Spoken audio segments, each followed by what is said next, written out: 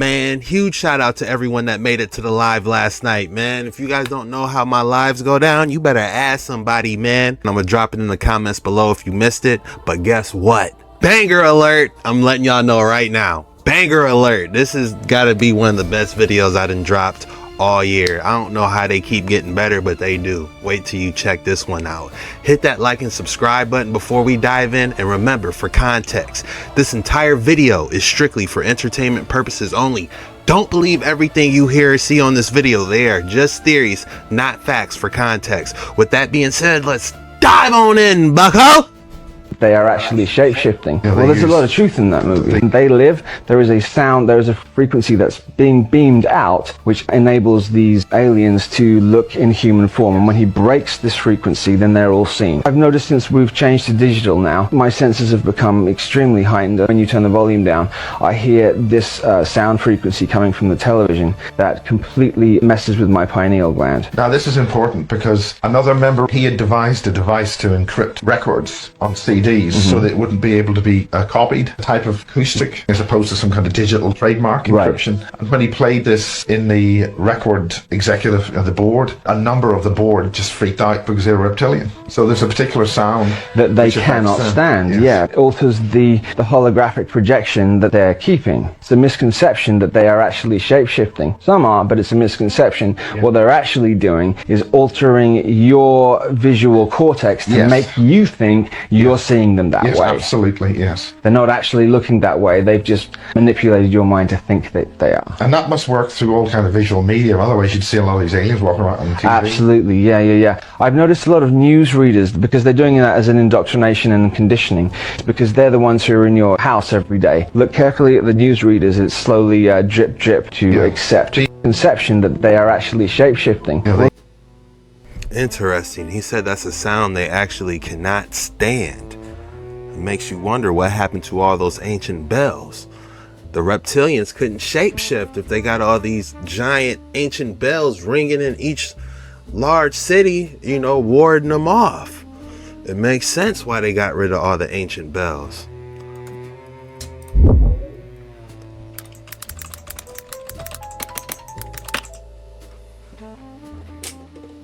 Look at all these giant thousands of bells. They said they took the metal and used it for ammunition, is the story. But do you know how many reptilians, Draco reptilians, that thing is warding off every time it goes off every hour? I heard a clock once, and I believe, what was it, like a grandfather clock? And doesn't like the bell go off like every hour? Or is it just 12 o'clock? I'm not sure, but maybe there's more to that meaning than that bell going off every hour or 12 o'clock. Even in London, what was it? The Big Ben. That clock goes off every so often. And people are like, man, it goes off so much. It's annoying. Man, they trying to protect y'all low key. It's sound healing frequency. Ask yourself, what chipped this bell? You know what I'm saying? How did they move it? I got two questions. How did they move this bell, and what chipped it? Was a giant trying to ward off the Draco reptilians at the last frontier? Hit the bell, ward them off. He hit it so hard it snapped off. Y'all tell me.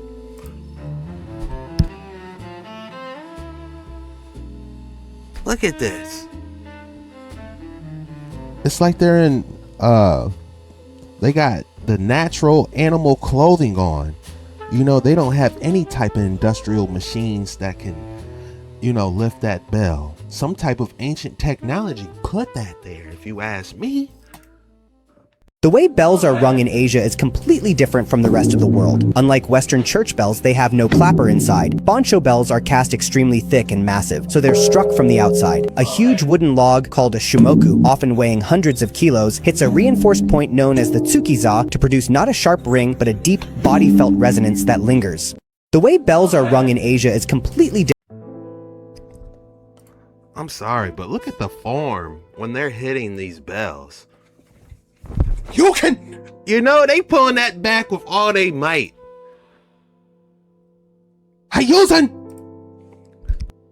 Look, he put his arm out so you guys could know it's about to hit. Hey, yo, you know? He put his all into that. Look at my man. He laid down on the ground before he hit that bell. He said, y'all need to, everybody back up. Give me some room. Watch this. You know? They trying to ward them damn demons off. I would like to see one of these ancient bells get made today. Honestly. Who knows how long that boy been there?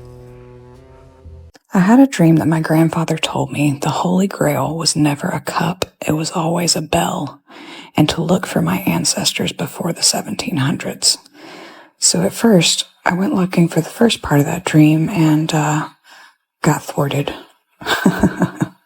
So I went looking for my ancestors instead. Meet the Reverend John 10-shilling Bell Chastain, my ancestor and French Huguenot. If you didn't know, the Huguenots were chased out of France by the Catholics. So I went looking for bells in France. And what the heck? I was today years old when I learned the French people used to tell their kids that the bells flew to see the Pope on Easter.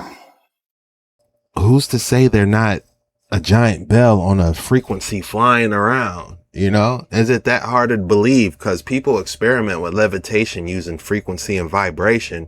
If you hit the bells just right, you know, is it that far-fetched that they can levitate? Which I'm sure is a coincidence considering this guy also flies around with bells on, but I digress. So I decided to go back further, found some old friends that you guys might recognize there, and found out that if you ring bells up, they look like cups. Also found out that Pythagoras was interested in bells. But in general, bells were made in the East, in Asia, not in Europe. And so you'll see that bells were associated in medieval art with creatures and monsters rather than with nobility, or even the church, until you reach this guy. I want to give you guys a quick, interesting correlation. On the game Elden Ring, you can summon a spirit by ringing bells.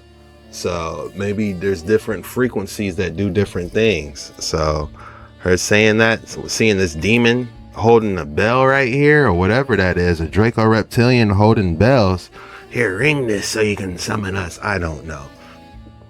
Maybe it's certain frequencies that can ward off the reptilians. I don't know. It gets deep. Art with creatures and monsters rather than with nobility, or even the church, until you reach this guy. This is King Louis, and he went on crusades and supposedly met the Knights Templar themselves. After that, bells became fashionable with the church and everybody else. So you see here some later medieval paintings and such, depicting bells in a more positive way with nobility. This is supposedly King David, so this is religious. Here's some more King David. But then we reach this gap in the art where there's just not a lot of bell art for a long time, until actual photographs of these very large bells start showing. And of course, as the Liberty Bell has been cracked. These are bells that were confiscated apparently during World War II and World War I. Look at the number of them. And I just can't believe they didn't show it more in the art. Just super weird to me. But I'm sure it has absolutely nothing whatsoever to do with this. Hold the phone. The Diglocka. They're saying that the rhymes with paparazzi, but it's an N. Use these to time travel. You know, the Diglocka. That's a dive. Probably has nothing to do with the people in this photo that they're talking about. Here's an existing bell and has a really interesting inscription. I'll run that through the Google Translate for you. There's a fun little Easter egg. Let's read it. I am now the mute witness to the terrible fire which on June 27th, 1966 completely ravaged the church rebuild here. The living buried on the earth. That hasn't The Tartarians, hold on. Stay with me. translated for you. The Tartarians, the FVL, the Mina Pelio in 1678. I scream of joy, honor of the celestial beings. I call the living. I cry for the... I'm trying, guys. An existing bell has a really interesting inscription. I'll run that through the Google Translate for you. I cried for the living. How are we supposed to read it? And you're putting words in front of us. The deadly. For you. I repel threatening lightning.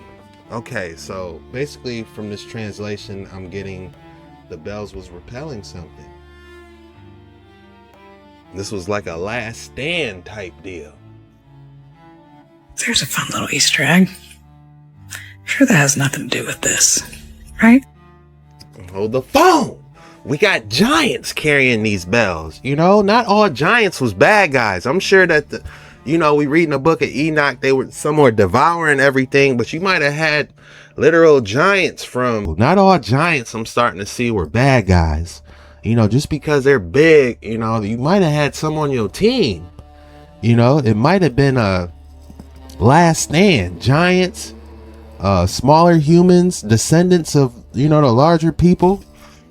Might have had a last stand against reptilians or something else. You know what I'm saying? Working together, warding off evil.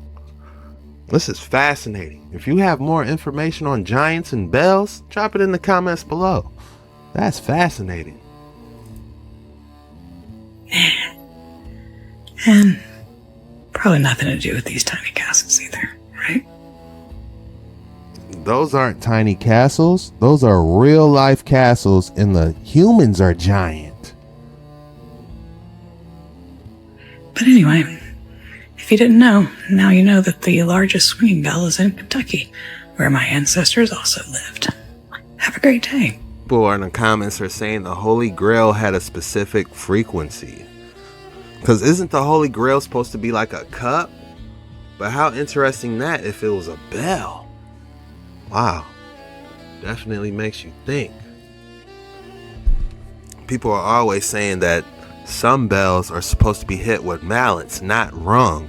When you hit it with a mallet, it's a completely different sound and vibration. Yeah, and they also had those weird, it looked like a metal spiral. I forget the names, but it was like two little metal ends and it connected, and you're supposed to tap the bells with that too. So, bells could have multiple different frequencies. It could repel something, it could summon something, it could heal something. It's just all about how you use the frequencies. Interesting.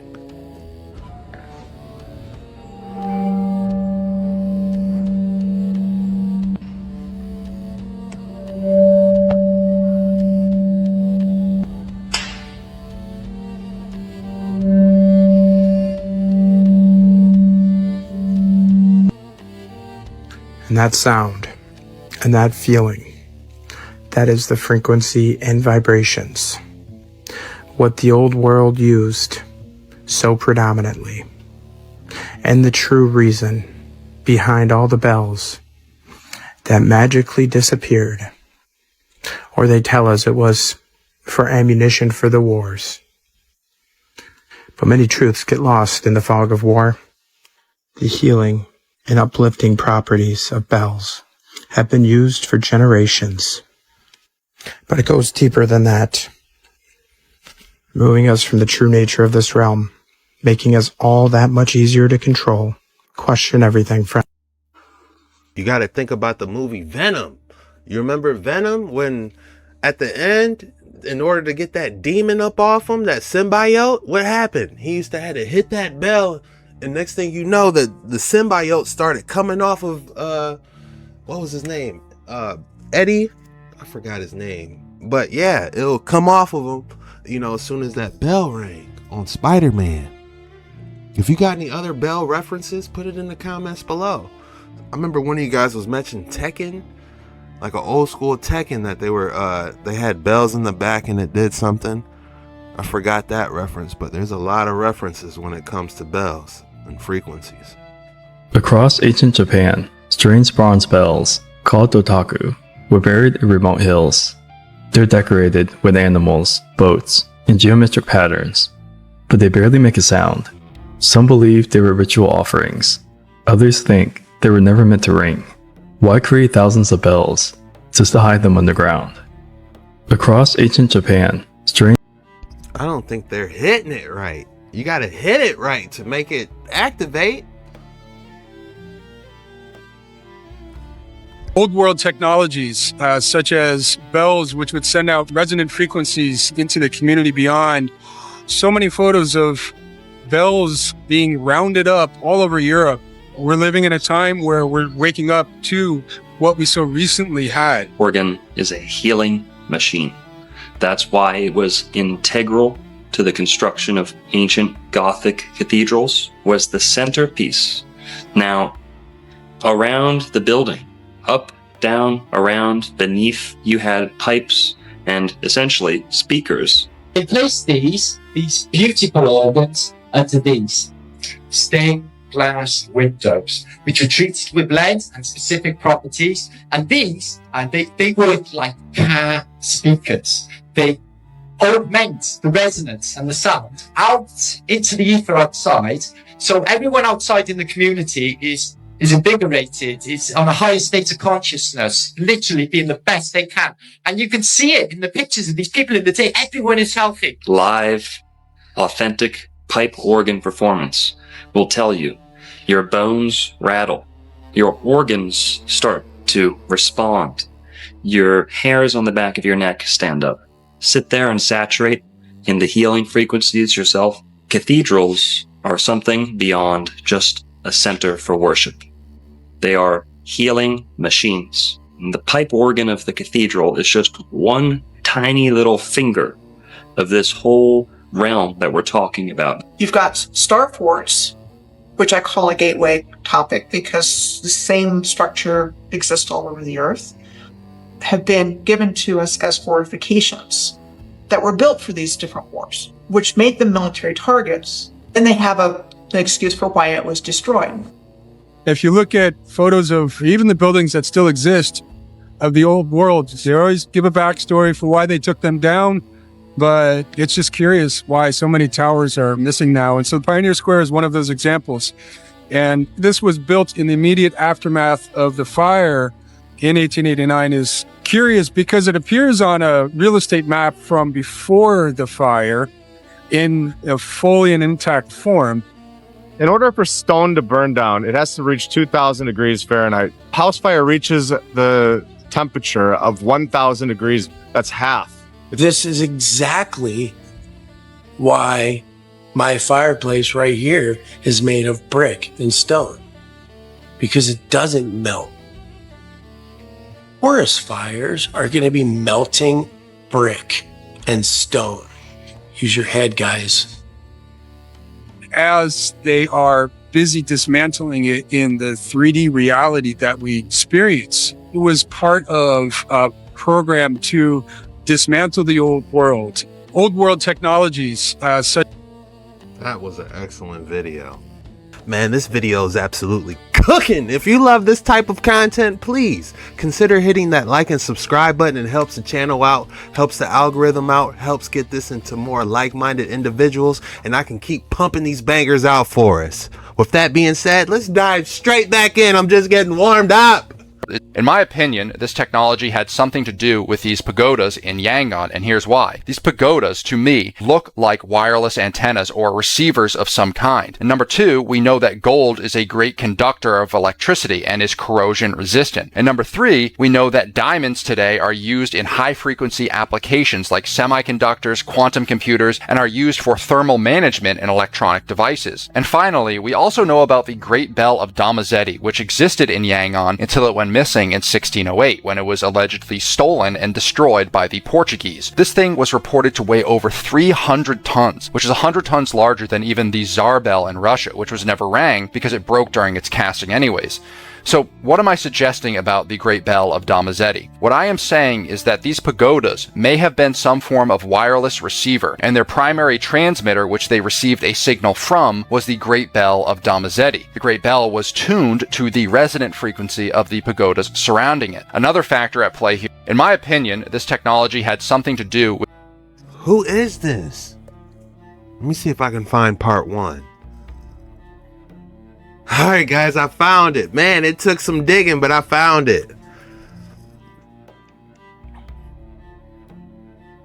Located in the nation of Burma, or Myanmar as it is officially known today. This place is absolutely mind-blowing to look at, and its history is even more incredible. We're going to talk about it all today. First, I want to take a look at these spires. They are everywhere in this city, thousands of them, and they are all made of solid gold. They also have diamond finials mounted into their peaks. These are referred to as pagodas by the local Buddhist population. The vast majority of them were said to have been built over 2,000 years ago, during a time where the actual Buddhas were alive. The most famous pagoda in Yangon is the Great Shwegadon Pagoda, which stands 325 feet tall and 430 feet in circumference. It is plated with 60 tons of solid gold and a 76-carat diamond on top. This thing is absolutely insane and is one of the most incredible pieces of old world technology I've personally ever seen. What I find really interesting about these pagodas is that the people of Yangon will openly tell you that they were built by the Buddhas, and they tell us that during the time of the Buddhas, telepathy was possible, teleportation was possible,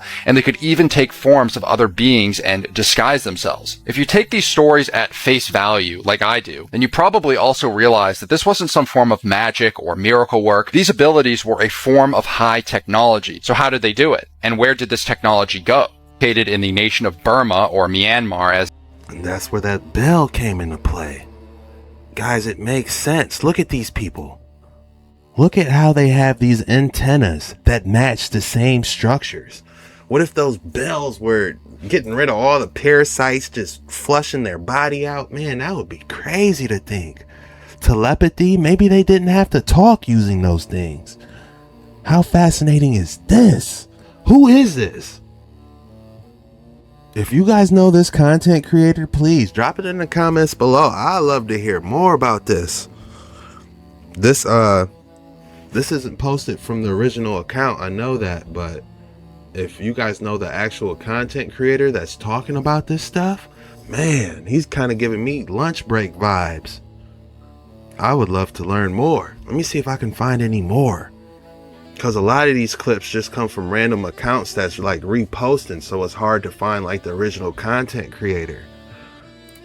Some of you guys will be getting mad at me like, Chuck, play more. Man, sometimes that's all they literally got.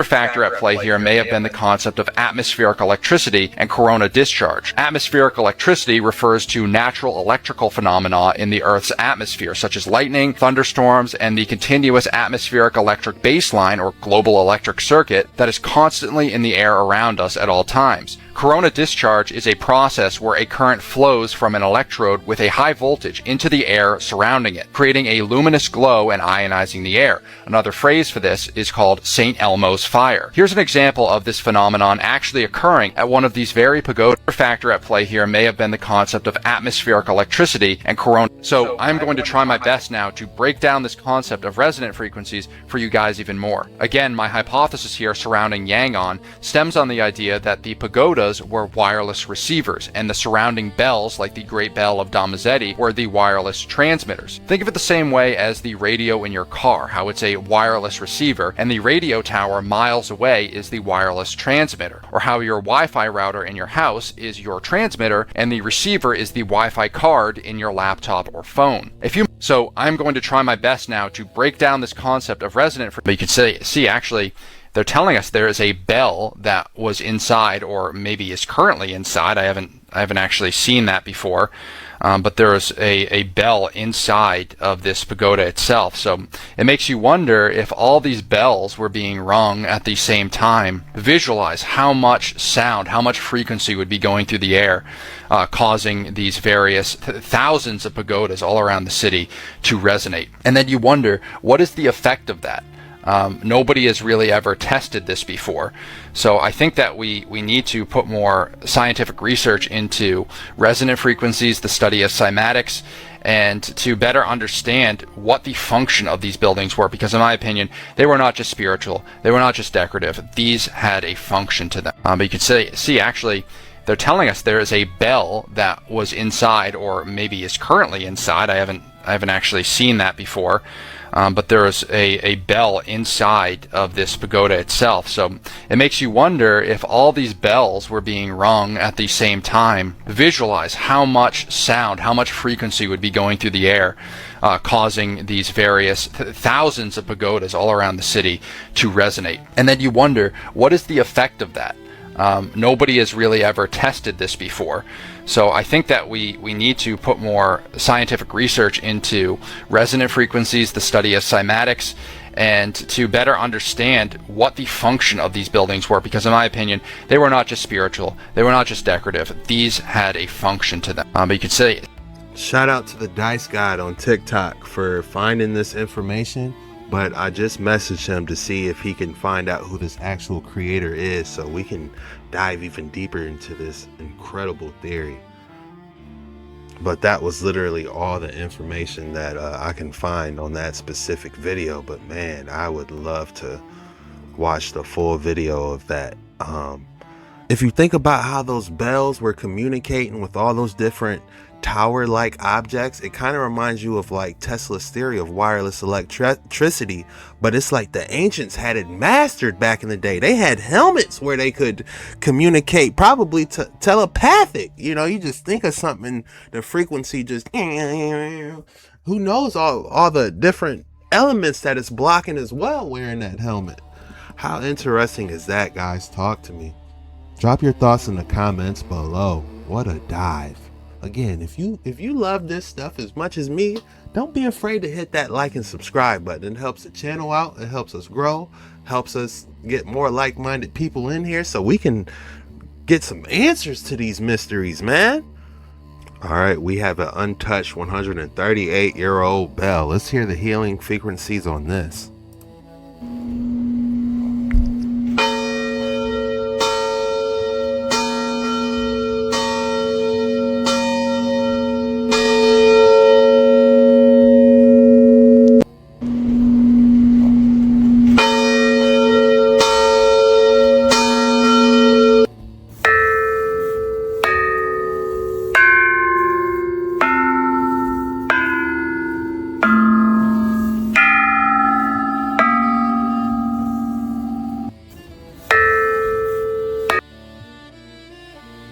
Make a beautiful sound, and they look cool.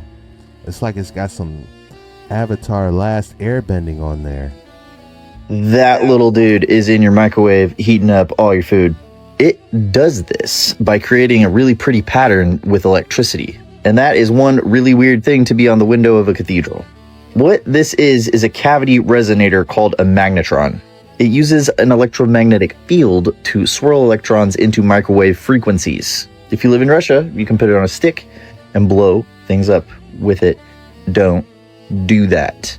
Microwaves can damage your DNA, and they can also light up LEDs if they get too close to the magnetron.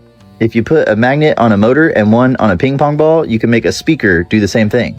Both of these are doing what our cathedral homies would call alchemy. They're taking a wave and making it another form of wave. But the speaker can show you the pattern.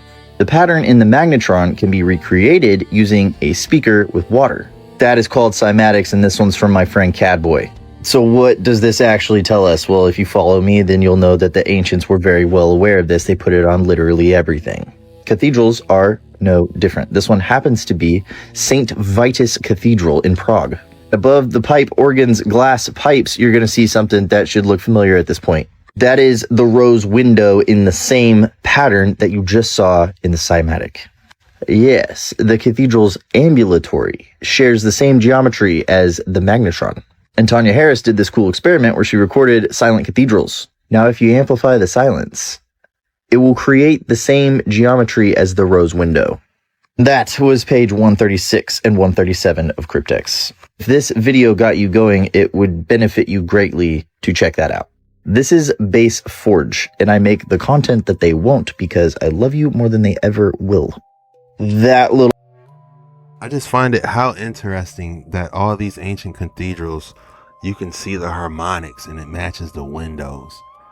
You know, we're not getting the full story. Those Rockefeller textbooks, they're not touching a minute surface on the actual truth of what our ancestors were on, man.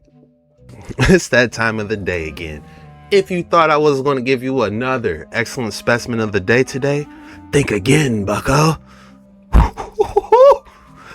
Hi, using.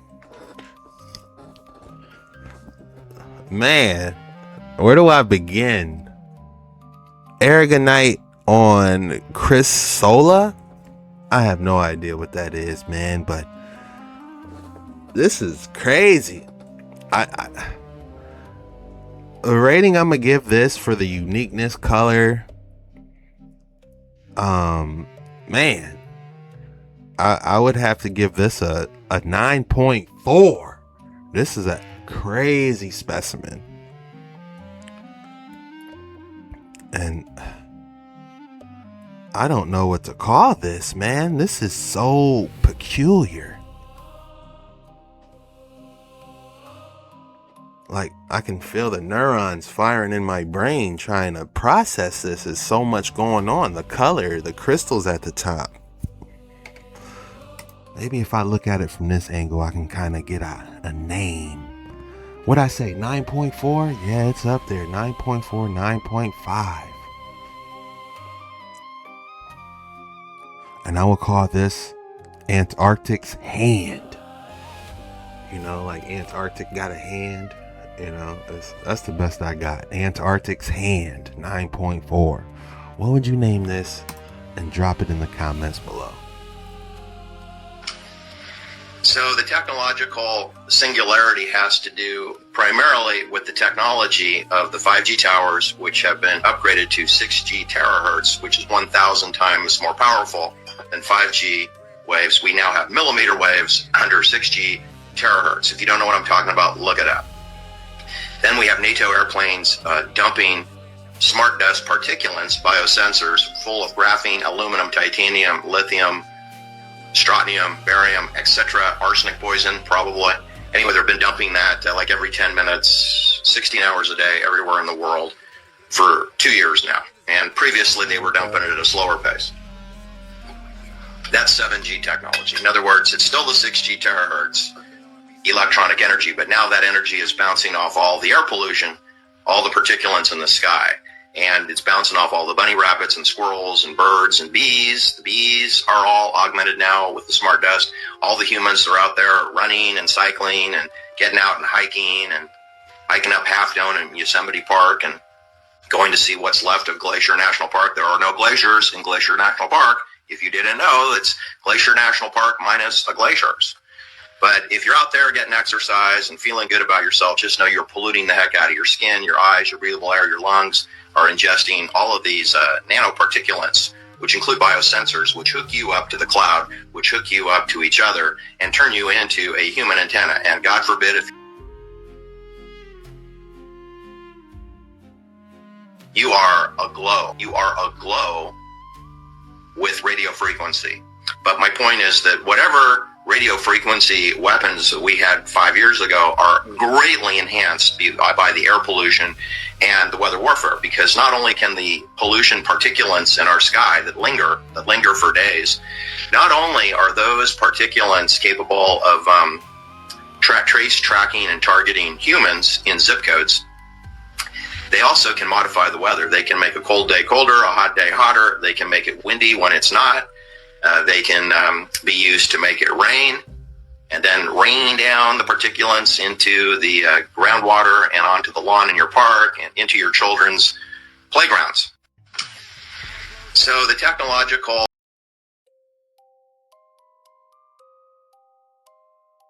testing.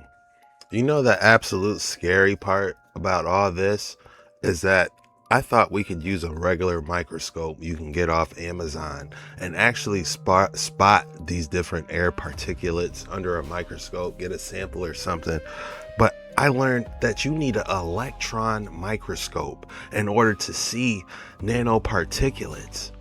So in order to even look under an electron microscope, those things cost 6 figures. Look at this.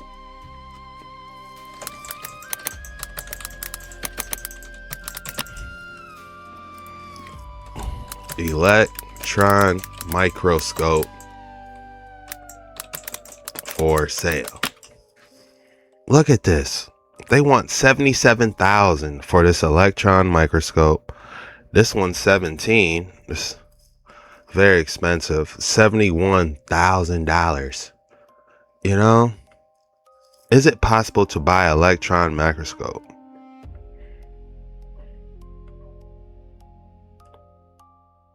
Let's just see how much they want. Oh my goodness. You know it's outrageous if they say, please inquire.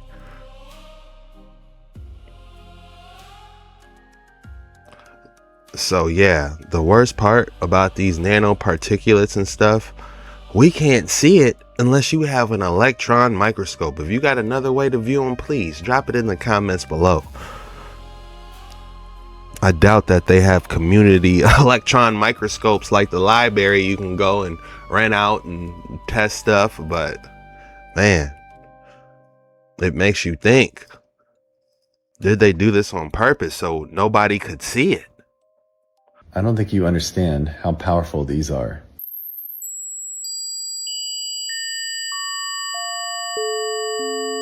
This is 432 Hertz golden ratio.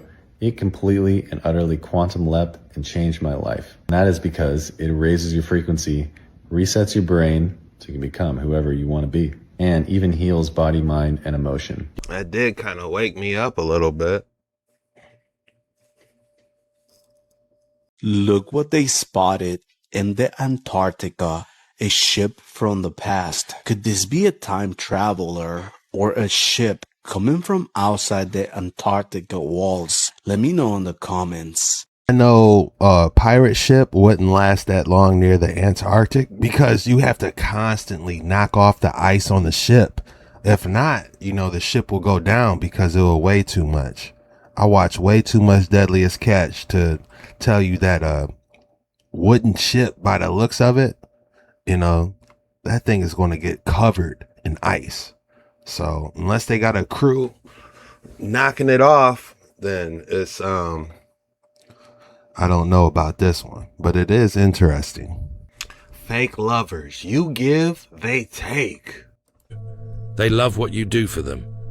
They love how your empathy makes them feel understood without having to do the emotional work themselves. You already know this feeling. The relationship where you give emotional labor constantly but receive only surface-level affection in return. Where your deep insights are met with shallow responses. Where your vulnerability is treated as entertainment rather than sacred truth. The false lover doesn't love you. That right there is a black diamond apple. They're grown high in the mountains of Tibet near Nietzsche, over 10,000 feet above sea level. At that altitude, the sunlight is more intense and the air is thinner. Days are bright, nights drop cold fast, and that temperature swing builds up anthocyanin in the skin. Production is limited, and they're not widely exported. Flavor-wise, they're known for being sweet, low in acidity, and firm. How do you like those apples? Straight from the fish tank. That right there is a black diamond. How you like those apples? No pun intended. I would like to try one. They have so many exotic fruits. I believe that there's a fruit that's grown in the tropical regions that actually tastes like gummy worms.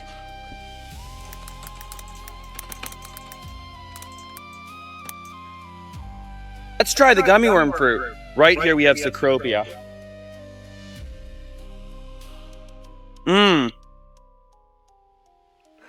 He been smashing those fruits. You know it's good if you wearing it on your face. He been sitting here smashing that tree. Man, that's delicious. It tastes like a mix of honeydew melon and figs. Very good fruit from Central America. Like you can just see the juice coming out of them. Are you wasting it? And it's awesome. how they just slide off like tails. So yeah, they're called gummy worm fruits. They kind of look like gummy worms. This is a big improved cultivar that Gary Zill's father brought to the U.S. from Costa Rica. Guys, the gummy worm fruits are back. Let's harvest some and dehydrate. Check this out. Oh my gosh. How long it is.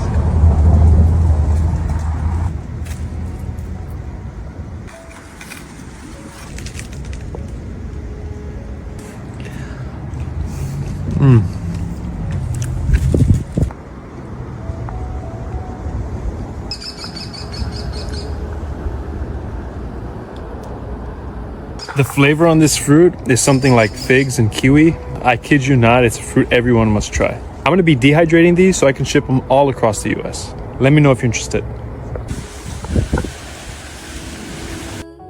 Yeah, I would love some. I actually looked up a tree.